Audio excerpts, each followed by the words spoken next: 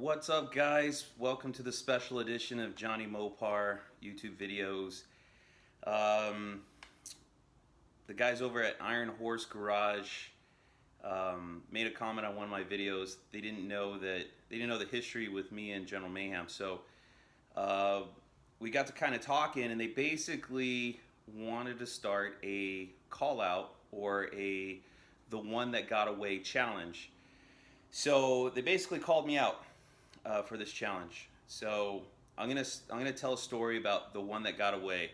Now, normally the story implies the one that got away that you regret losing. In this particular case, I don't necessarily regret losing it. Anyway, the story is about General Mayhem. So I'm sure most of you guys that follow me already know the story or my involvement with General Mayhem, or the history with it, I should say. Maybe you don't if you just started following, or if you're a fan of talking Mopars, which I think a lot of followers that I have probably came from talking Mopars. But anyway, I told the story, I want to say it was episode 23, but I'll have to double check. And I called, or Chris Albrecht invited me to Talking Mopars, and we talked about General Mayhem. So here's the story. Just to warn you, it might be a little bit long. So it's like, where do I begin? I'm going to start with my buddy John Jones. So the car came from John Jones originally. Now I'd already met John and known him for a while. He painted my 68 Coronet for me. He painted this blue Charger, the 72 right here, and he also painted this white 72. And you can barely see it. You can't see it very well, but my 68 Coronet's back there too. So he's painted all three of these cars for me. Anyways, John, I've known him forever. I met him in the 90s at some point in time. I couldn't tell you when exactly. But long story short, he had a bunch of cars, and he's a Charger guy too, second gen Charger guy too. His favorite is 69 Chargers. And at the time, I had more 69 Chargers than I had 68 Chargers. But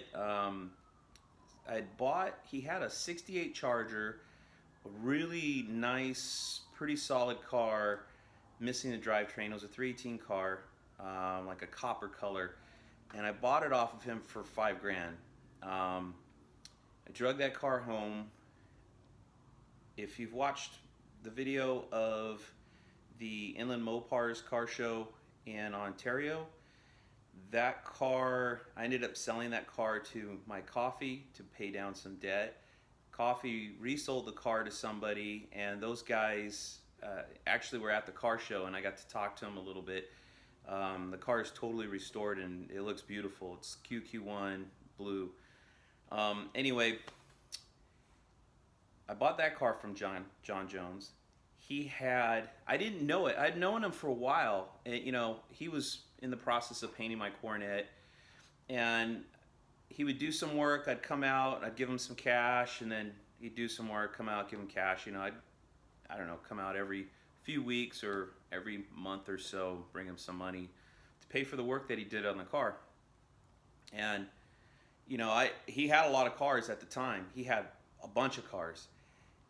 I had bought that copper colored car from him. He also had a white 68 that he was going to sell for the same amount of money, which I really wish I'd bought, but it was just too big. It was just too much money to buy them both. I couldn't afford it.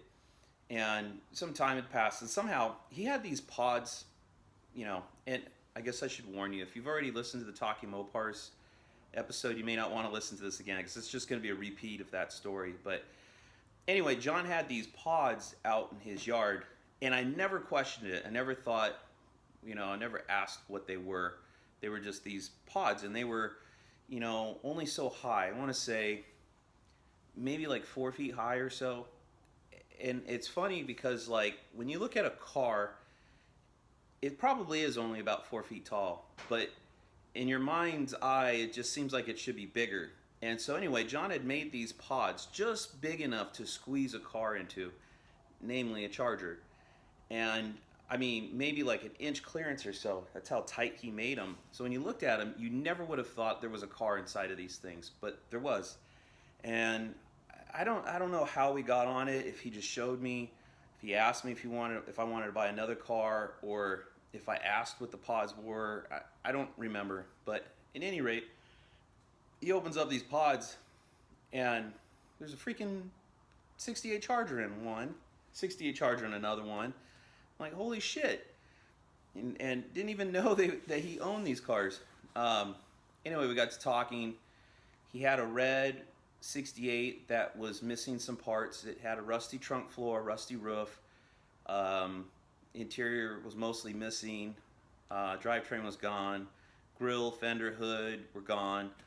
And he mentioned, I don't know if I asked him if he wanted to sell it or whatever the deal was, but the topic came up and he wanted $300 for it.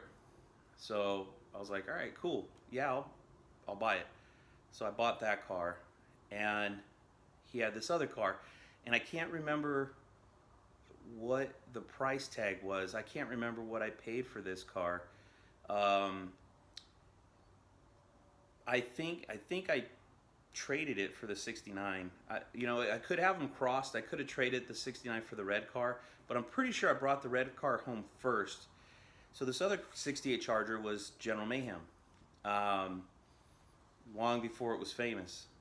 Anyways, and it was multicolored. The car was originally red. It had primer spots on it. It had like B5 blue sprayed on it. It was just all kinds of colors. It looked like hell. It looked ugly. Anyway, I had this friend at work who was into Chargers, and on Talking Mopars, I said it was a 69 RT Charger, but it wasn't. It was an SE Charger, not an RT. And it was a vinyl top car, so it had some rust. I don't think it was that bad, but my friend had bought another 69 Charger as a donor car. He was going to cut the roof off to put on this car. And his grandpa, it was like on a big property, his grandpa's property, and his grandpa had moved the car around with the tractor. And something had happened, like, I don't know if the car got away, the tractor ran into the car, whatever it was, but the car got freaking mangled, when he moved it, tore up the grill. It looked bad. And anyway, my friend was just going to cut the roof off. So I said, well, I go, dude, don't cut the roof off, because that's another Charger gone if you do that. I actually had pulled a roof off of a 68 Charger out of a junkyard long time ago, which, man, I don't know if they would have sold me the whole car, but I wish I would have bought it, thinking back, but I didn't. Anyway, cut the roof off of this car, super clean roof. And I said, I have this roof, I'll trade you the roof plus some cash for the 69 Charger, the parts car. So now you have a roof, which is all you wanted, and plus you got some cash, made some money. And he was like, yeah, that's cool, because that's all he wanted was a roof anyway. So I think I gave him like $600 for the car, plus I gave him the roof. So for the time it was a little pricey, but I drug the 69 home. Anyway, John likes 69s more than 68s and 70s. So somehow we got on the topic, and I told him, I have a 69, but it's really rough. And he was like, well, I'll trade you. So I traded it, I believe, for General Mayhem. It could have been reversed. Like, I could have traded it for the red rusty roof car and paid cash for General Mayhem, which I believe was $300, or it was $300 for the red car, and I traded the 69 for the 68, which is, I think that's how it went down. So I was like, yeah, sure, because I like all three. I like the 68, 69, and 70, and I've got reasons for why I like each one. The 68s, my dad he's had a couple of 68s. The blue 68 I'm working on now, the patina car, that was his, and it's a 68. So I grew up with 68s, and I have an affection for them. My very first Charger was a 68. One of my favorite cars was an FK5, burnt orange, 70 Charger that I owned. I absolutely love that car. It's probably probably my favorite Mopar I've ever owned of all time. Unfortunately, it met its demise through it caught on fire and burned to the ground. But um, anyways, back to the story. I liked all three, and I like 69s because Dukes of Hazzard, right? So um, John wanted the 69. He gave me General Mayhem in trade. I drug the car home. So at the time, I think I had around 469s or so. And then when I did all this wheeling dealing with John, it was like my 68s were I was getting more 68s than I was 69s. I traded one 69 away, and then I I sold another 69 I had through one of John's friends. So I lost two 69s. But at any rate, I was at a point where I don't know what prompted me to pick General Mayhem out of the bunch, but whatever it was like I was gonna work on that car and slam it together. Now I'd already kind of did this before with my '69 Roadrunner. When I bought that car, it was pretty rough, and I got going on it, and I thought, man, this is too much work, and I went to go sell it, and I I probably had around $2,000 into the car at the time, and I was trying to get $2,000 out of it, and I just kept getting lowball offers, and I ended up kind of getting mad over the whole thing, and I just said screw it, and I just got that car, slapped it together, and got it running, and drove it as a beater Roadrunner, which was a lot of fun. So it's going to kind of do the same thing with this car. It had a huge dent in the passenger quarter panel. I mean, it was crushed in pretty good, and I had cut the window regulator structure, or the inner panel, like ribbing and stuff, out to get access, and I put a porta power in there to put pressure against the quarter panel, and then braced it against the kind of the inner rocker floor of the driver's side, and the regulator structure to kind of put pressure on the quarter panel. And then I bought a stud gun, and I started studding the quarter panel and just knocking all the dents out. And I mean, the thing was pushed in. It was pushed in pretty far. I mean, I'll be putting pictures in here so you can see how much damage it had. And it actually came out pretty nice. Like, I pulled most of that quarter panel out, and hammer and dollied it pretty straight. I'm pretty sure there's still a dent there, because there was like a buckle on that very top edge. Like, if you were to look at this edge of the 72 here, but on the quarter panel just behind the door, if you were to run your finger across it, you'll feel like a dip, and that was sort of the top of the crease. So I didn't get that out completely. I never put any filler in it. I probably used, I don't know, like over 100 nails in the quarter panel, just pulling on it, getting it to come out, and then popping it off, and then putting a stud next to it, and then pulling it. I mean, I'm not a body guy, so I probably went overkill on trying to be super careful with it. And anyway, it came out pretty nice, but it was a lot of work. And I did all of that, and it's like, man, that car, when I got the car, it was basically just a shell. The only thing it had on it was the doors, really. The deck lid was missing, the hood was missing, the fenders were missing, the grille was missing, front valance was gone. I don't think it had taillights in it even. I'll have to look at the pictures, I'll post them. I might have put taillights in it before it left, but I don't think it had them.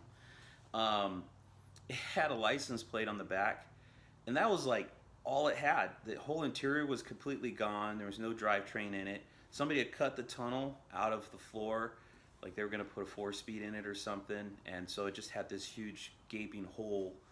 And I mean, it literally needed everything. It needed everything.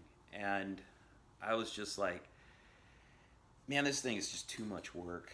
like I'm over it. It's gonna take a ton of money, a ton of time, and it's gonna take a ton of parts to bring this car back together. So I had a spare deck lid I threw on the car, and I went through all the rattle can paint that I had that was black. So I think I started because I'd done it a few times, like rattle can black a car, like that 70 Roadrunner I had, I rattle can black. My 71 Polara I had, I rattle can black, and it looked pretty cool. I mean, in a ratty way. It's kind of before all this ratty stuff started happening. I was doing it because, like, that was the cheap budget way to get a car running and driving, and kind of look halfway decent rather than having like a shitty paint job or multicolored panels. You just black primer the whole car. I hated gray primer. Like, I don't know what it was, but it was just like there was lots of gray primer cars back in the 90s and stuff, and I didn't like it. If I had to do something, it was going to get black primer. So anyways, I rattle can the black primer I had. I think I covered like the door, the quarter panel on one side, and the roof, and ran out of paint. And then it was like, and I was putting like flat primer on it. And hold on. Hey, quiet. So I ran out of paint, so I grabbed the next thing. I think I actually had like flat black paint for painting like parts and stuff, and I had some satin, and like I basically used every can of black I had on the car. And I don't think I posted it up for sale yet. It was like I was looking at the car, and it looked so bad. Like you couldn't even really tell much that it was a Charger. It was because the whole nose of the car was gone. It was just the doors, the roof, and the back. Now, if you looked at it from the back, yeah, it's a Charger. But from a side view, it's like hard to tell it's a Charger. From a front view, you can't tell. It's just a car missing a bunch of parts. So I had that red Charger, and some guy that I think my buddy sent him my way one time, and he would come from the Midwest or something, like the Rust Belt, and he would buy stuff, dry metal, sheet metal out here, take it back there, sell it for premium. He's flipping stuff. Anyway, he called me and asked if I had anything for sale, and I think I had already kind of gone through the whole... Quiet! Sorry. Quiet! I'd already...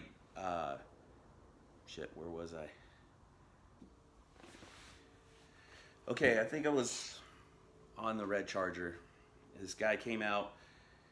I said, I was kind of over it because the car needed a roof, and I just traded my roof, my spare roof I had, my clean one, to my friend at work to get that 69 shell, which I then traded for General Mayhem, right? So this 68 with a rusty roof and rusty trunk floor, it was just, I was like, I'm over it. So I said, yeah, I got this Charger, I'll sell it. And I told him $600, and I wasn't going to take a penny less. And he came out and he bought it. But before he came out, I had laid one of my spare hoods on the car, so I took that back off. I took the fender off, and I think I took a few other parts. The car didn't have very many parts either, but I took a few parts off of it. That fender is that fender right there. So here I am looking at General Mayhem, what is going to become General Mayhem. It's all blacked out. I'm out of black paint, and the car doesn't look complete, doesn't really look like a car. So I thought, well, if I put a fender on it, I only had the one fender. So if I it was the driver's side, I put the fender on it, at least it would, from that side view, you could tell, okay, that's a Charger. So I laid the fender on there. But when you're standing up, with the hood off of it, it's still there's a lot of vacancy as far as body on the car. So my dad's blue 68 Charger that I've been working on, when he bought that car, the previous owner had cut a hole in the hood, and it had one of those fiberglass or plastic snorkel, kind of the old 70s pro stock type hood scoops. You know, it's kind of squared off on the front, or rectangular, and you know, kind of comes down. Anyway, that was on that hood, and which was cool. I liked it. You know, when I was a kid, I wanted to put that on the car. Over time, the scoop got brittle and it broke, and then I've always kept the hood and just anyway, I kind of got over that you know, I want something sticking out of the hood or a scoop on there. So I grabbed that hood. I had a few hoods, but I didn't want to put a super nice hood on the car because I was just trying to make it look decent, you know. So I threw that hood on the car, which had the big hole in it, the blue hood. Like I said, it's original to my dad's car, the QQ1.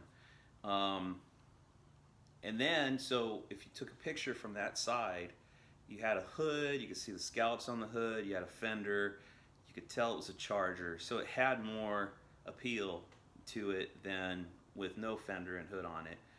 Now, if I had any more cans of paint, there's a good chance I would have rattle canned the hood and the fender, but I didn't. I was out. And so that's why the hood stayed blue and the fender stayed blue.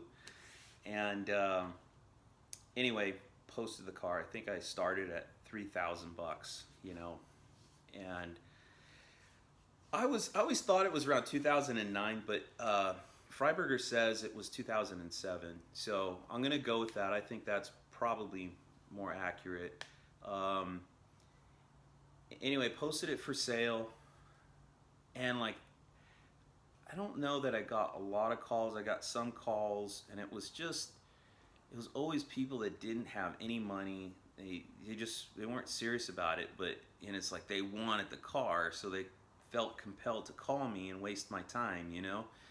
So I'm talking to all these guys, and then it's like, man, it didn't sell. So I dropped the price to 28, and of course, the anticipation was like, when I listed it for $3,000, I'm hoping I can get 2,600 for it, right? It's like, I'll take 26 for it. Now that's not selling, so I drop it to 2,800, and it's like, well, all right, hopefully I could get 2,400 for the car, right? Same thing, bunch of calls, but nobody ever came to look at the car. Nobody had cash, and then I dropped the car down, and it's like each time you drop the car level, you get into somebody's price range where it's like, man, now it's within reach or something, and they call, they still don't have any money, you know. So I dropped the car, I believe, to 2,400, hoping to get 2,200, and just, man, people will tell you like all these stories. It's kind of cool when you think about. At the time, it's like, I feel like, man, I don't want to hear your stories. I don't have time for this shit, you know. But I guess I wish I'd paid attention more or cared more, you know, back then. But people call you and tell you their stories of how they used to own a Charger, and their Charger stories, and what they want to do with this car, and all this stuff, you know. Kind of stuff you like to talk about at a car show, but not at home, you know, when you're trying to get other shit done. But anyways, one of the most memorable story I remember was this guy called, and he wanted to make like a clone old funny car. So the old funny cars from the late 60s, like 68, if you remember the Mr. Norm's funny car, that 68 Charger, they're actually like super narrow cars, because it's just a one-seater, right? It's not driver and passenger. It's like one guy sitting in the middle of the car, and then the flopper comes down. And I'm not even sure, because those first ones were like, I know the very first funny car was a Ford, and I think it was an all steel body, just that flopped over on a tube chassis, you know. I don't know if the Charger is probably fiberglass by then, but he wanted to clone a car like that and narrow it, like take a section out of the center of the car and narrow it down and drive it on the street like that, which I would, you know, I'd never do. It didn't sound appealing to me, but I didn't give a shit. It's like, just give me the money. You want the car, buy it, and then you could do whatever the hell you want with the car. But of course, he didn't have any money. He was, you know, like, oh, I'll call you, I'm gonna try to get the money, blah blah blah, which I'd heard from over and over and over again. Nothing. So then Freiburger reached out to me, and I think it was through email, and he had mentioned, he goes, hey, would you be interested in a set of Mopar aluminum heads in trade for the car, for the Charger shell. It's basically a shell, you know. And I said, I don't know, let me think about it. And then, you know, I went online and looked, and at the time those heads were going for about $2,200 or so. They were more pricier than RPM heads, but they're basically RPM heads. I think Edelbrock makes them, just engraves them with Mopar on them. So, you know, I'm at $2,400. I'm willing to take $2,200. The heads are worth about $2,200. So I'm like, yeah. And I'm, like I said, not a single person, like, people think, I've seen comments, you know, when Freiburger posts stuff, and they'll say like, oh, those must have been a really nice set of heads to trade a Charger for them, you know. And it's like, man, you don't realize, like, that time in 2007, Chargers were still really cheap. This freaking car, this very car, I started at $3,000 and dropped it all the way down to $2,400. Not a single person came to look at this freaking car, except Freiburger, right?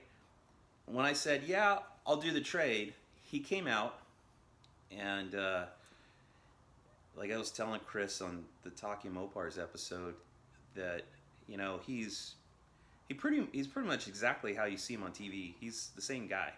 He's pretty laid back. He's pretty cool. Shorts, flip flops. Like I said, I think he was wearing socks at the time. But I don't know. I don't really remember. It's so long ago. But he came out, and, you know, he had told me, when he shot me the email, he told me that he was like editor of Hot Rod magazine or something like that. And, you know, to be honest with you, like, the only like magazine name that I knew was Rob Wolf from Mopar Collector's Guide, right? That was like the only famous name. Like, I've read articles and I thought they're cool and everything, but I'm not the guy that bothers to go, well, who wrote this, you know, and remember his name. So to me, he's just some guy. I wasn't impressed, you know, and I'm thinking, okay, he's gonna want a deal or something, you know. So I wasn't starstruck or anything like that. And when he came out, you know, just a regular guy. And so, but he was cool. He was totally cool. And we worked it out. And he said, all right, I'm gonna send my buddy out next weekend, and he'll bring the heads and stuff. And I'm like, all right, cool. Shook on it, and sure enough, his buddy came out the following weekend, and we loaded up the car, and he gave me the heads, brand new in the box, and away she went. And that was kind of, oh, well, I should tell you what Freiburger told me he wanted to do with the car. This is kind of cool, right? I don't know if you know who Steve Strope is. He's like a custom car builder out in California, out here. And he did this white, you probably saw it, like a white NASCAR 68 Charger with a red stripe around the back. So the interior is sort of like, there's no interior. The floors are like rhino lined, you know, and I think it was red colored too. Built like a NASCAR type motor. It looked like a NASCAR motor with the air cleaner and everything. Anyway, super bitchin' car, you know. And it was right around that same time, and I think that we had gone to Mopars at the Strip, and we actually saw Steve Strope there, my wife and I and the kids, and that dude's super cool too. Anyway, we started BSing with him. They were building a 74 Plymouth Duster that they were gonna, I think it was a 74, but they were gonna auction it off, or not auction it, like raffle it away. So, and they were like down to the wire where they were putting this car together. So all these guys, the car's there on stands, and they're putting it together. I mean, it looked great, but they were still assembling it there at the show. So anyway, talking to him, and he goes, oh, come over here, you gotta check this out. And so we go over there, and he shows us this rendering of that 68 Charger. So it was before it was built, and he goes, we're gonna be building this car. And I was just like, man, that thing looks sick. It looks badass, right? So I looked forward to that. And then, of course, later on, the car got built. I've seen it on eBay not too long ago, by the way. You know, a lot of money. Anyway, I had that car in my head. So Freiburger said, He goes, well, there's so many parts missing on this car. He goes, I'm thinking it'd be perfect for like a NASCAR clone car, you know? And I'm like, yeah, that would be pretty badass because then you don't have to worry about interior. You know, I mean, spending all the money doing the interior, just freaking rhino line it or leave it, you know, how it is. Put a cage in it, make it run and drive, and make it like a street NASCAR version. Um, I think it would have been pretty bitchin', but that was it, you know. Car's gone. I have the heads. I put them away. Years go by. I'm not sure when Roadkill started or when the General Mayhem episode started, but it was quite a few years later. I want to say like 5 or 6 years later or something like that. And a buddy of mine, Anthony Spriggs, we were buddies on Car Domain, and so, you know, he knew a lot of the car. I don't even think I had General Mayhem on Car Domain, but I think because he likes Chargers too. He's got a '69, by the way, and he would. I think I emailed him pictures of all the cars I had, probably some of General Mayhem, and he hit me up. He goes, "Hey, dude, there's that one. I think one of the cars that you used to own is on this TV show called Roadkill." And I'm like, what? And so, you know, at the time, it was on YouTube. So I don't know if Motor Trend existed back then. I'm not sure, but it was free on YouTube, and I went and checked it out on the first. You know, it was the first episode, and it's like, holy shit, yeah, that's my car. You know, because I mean, how often, like, somebody who owned this car used to be green. I paint it, and then someday I get it finished and take it to a car show. The original owner could be standing there, but they'd never know it was their car, right? How do you tell? Unless you have the VIN number or something like that, you know? The only way is if it's exactly the same as when it left your yard. So in that case, they didn't do anything to the paint and body. They pulled that RV 440 out and they dropped it in the car and, you know, ran with it, which I think was, bar none, I mean, maybe I'm biased, but I think bar none, it was their best episode of all time. I mean, I loved it. I loved how they built it. I loved the car. It's cool that I used to own the car. It's cool that they left it exactly the same as, you know, I was just throwing shit together, and here they're like, that's good enough. They put a 69 fender on the passenger side. I didn't like the grill, you know, the mesh grill in it. I told Chris in the interview that we did that I wished because I had some junk grills laying around. I wish I'd thrown them in the car or something and they, you know, zip tied it together or something. I just love Charger grills. I mean, it's epic, right? So how cool would it have been if it had a regular Charger grill? But that's okay. You know, it is what it is, and it's sort of, now it's part of the character of the car and the signature of the car, so you can't really undo that, you know. I think if they put a regular grill in it now, they'd probably get an uprising, people mad because they changed it, you know. But at any rate, so yeah, it was pretty cool. It's pretty cool to see that car, you know, become what it became. I think Chris asked in the interview about what I thought about the Hellcat motor in the car, and I didn't let on in the interview, but I was kind of heartbroken because I did like the original version of the car. I wish they'd done more than just throw the motor in there. Like, I wish they just put a little cam in it and, you know, just made it a little bit more hot rod. I think it would have been bad, but it's fine the way it is. I mean, it turned out great, right? It's hauling ass down dirt roads, throwing it sideways and throwing Brodies and stuff. It was bitching. But at any rate, I wish it never gotten a Hellcat, but I accepted it. And I think he had asked me, you know, like, if I can't remember how he asked the question, but I remember answering, like, now the car is what it is. Like, it'd be hard to undo that and take the car back to how I liked it, and then, you know, successfully, because I think a lot of people would probably get pissed that you changed it. You know, it's like now this thing's this Hellcat motor, which I've got nothing against Hellcats and new Hemis. They're great. They're awesome motors. But in my camp, man, if it's a B body, it's got to have a big block in it. You know, an old school big block. That's just, those motors are just right as rain in those cars. But at any rate, so I'd said I don't think you can ever take it back. I think you can never change it. And then, yet here we are.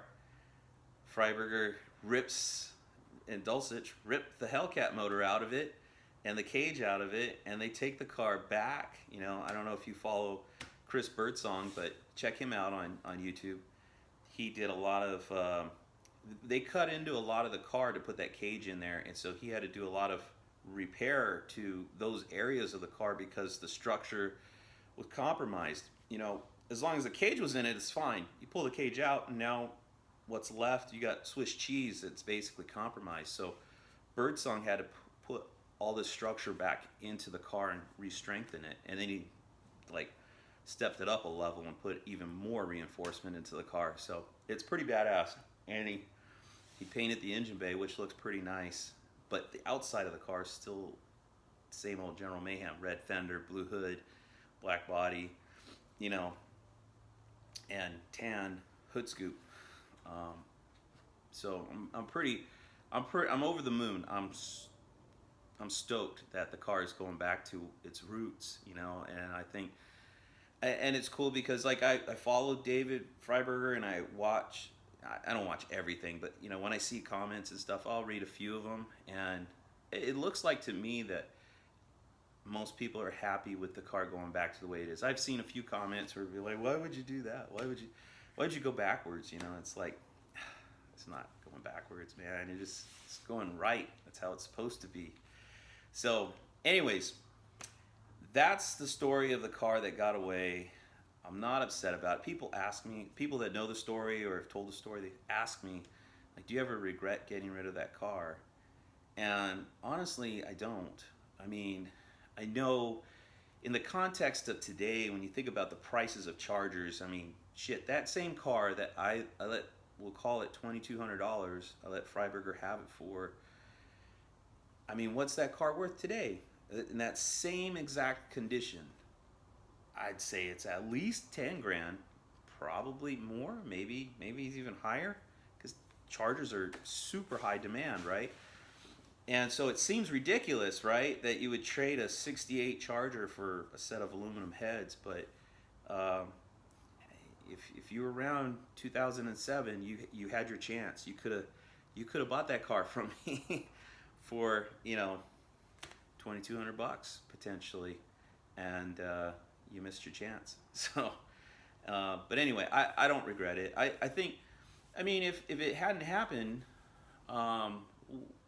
we all would have like suffered a great loss, because I think that particular car was just perfect for that particular episode and kind of the launch of Roadkill. You know, I imagine, what if they never had General Mayhem?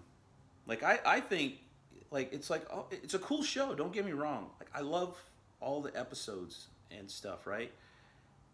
But when it got to the Charger, it was just like boom. I mean, you know, I was hooked.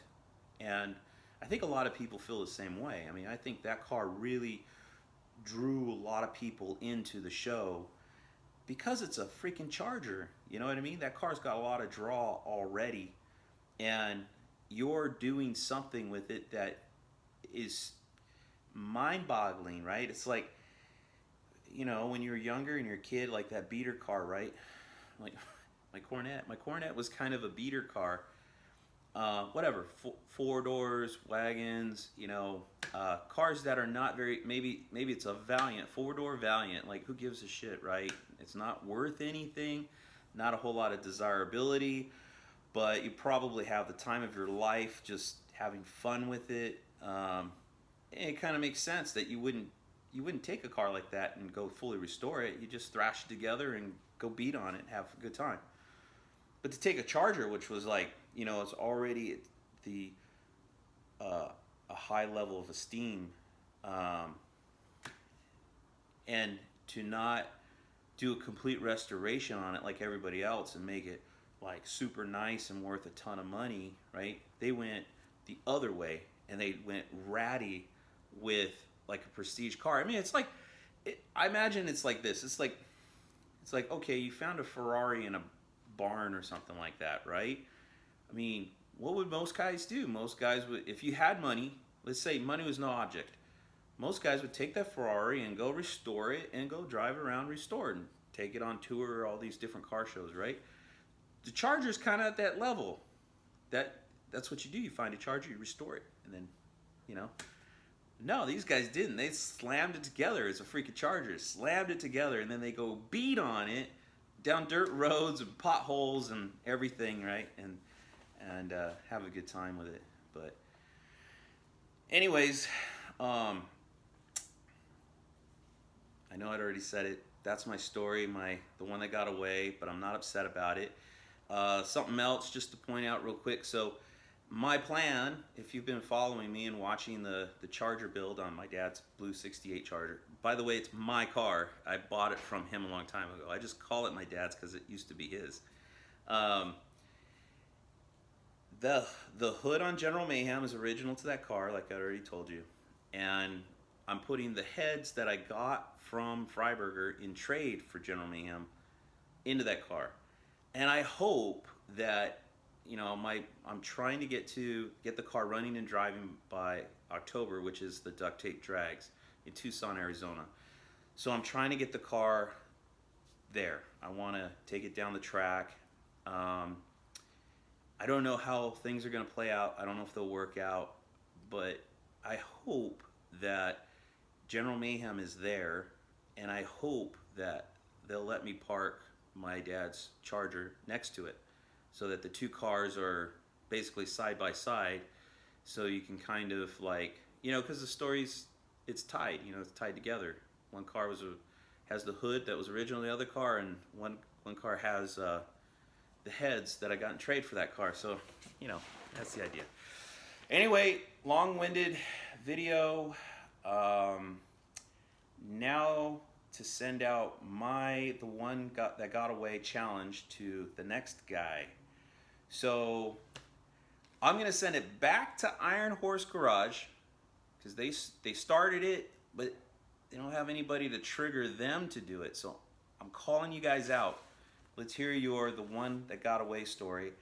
And I'm calling out my buddy Just Mopar Joe.